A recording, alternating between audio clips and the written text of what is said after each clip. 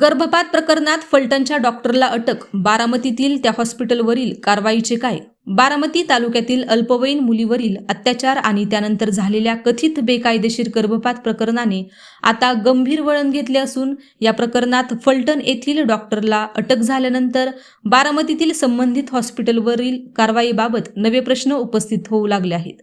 एकीकडे पोलिसांकडून अटक आणि चौकशीची कारवाई होत असताना दुसरीकडे बारामतीतील चर्चेत असलेल्या हॉस्पिटलविषयी अद्याप ठोस कारवाई का झाली नाही याबाबत नागरिकांमध्ये चर्चा रंगू लागली आहे.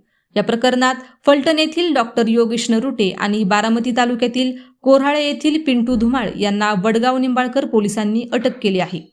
बुधवारी पोलिसांनी डॉक्टर नरुटे यांच्या फलटण येथील रुग्णालयाची झाडाझडती घेत महत्त्वाची कागदपत्रे आणि काही धागेदोरे ताब्यात घेतल्याची माहिती समोर आली आहे.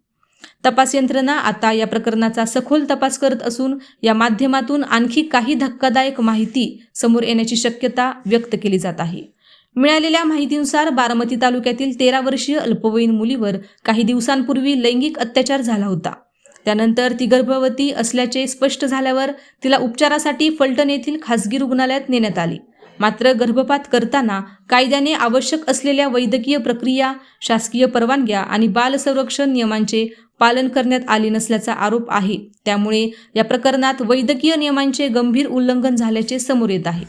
दरम्यान अत्याचार प्रकरणातील एक संशयित पोलीस कोठडीत असताना आत्महत्या केल्याने या प्रकरणाचे गांभीर्य आणखी वाढले आहे.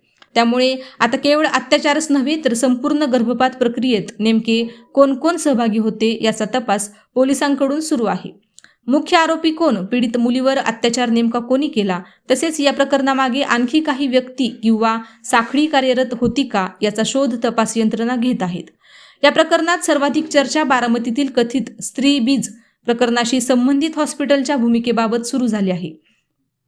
त्या हॉस्पिटलवरील चौकशी अहवाल अद्याप समोर आलेला नसल्याने अनेक तर्कवितर्कांना उधाण आले आहे.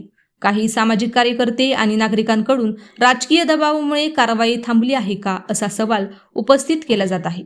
तर दुसरीकडे काही जण तपास सुरू असल्यामुळे अधिकृत माहिती जाहीर करण्यात विलंब होत आहे असे मत व्यक्त करत आहेत.